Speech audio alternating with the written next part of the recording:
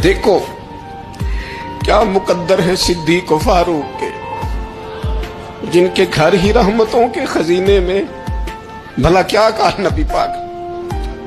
حضور نے فرمایا میرے اوپر جس نے نیکی کی تھی بدلہ دے دیا ہے۔ یہ جو میرے ابو بکر صدیق ہے نا، ان کو میں اللہ کی بارگاہ میں لے جاؤں گا، کہوں گا مالک تو ہی بدلہ عطا فرما۔ ہاتھ میں جناب صدیق کا ہاتھ پکڑا، ایک میں حضرت عمر کا ہاتھ پکڑا، اور حضور مسجد نبوی سے باہر آ رہے ہیں۔ دیکھنے والے کی زبان سے بے ساختہ سبحان اللہ نکل گیا۔ کیا شان ہے، کیا مقدر ہے۔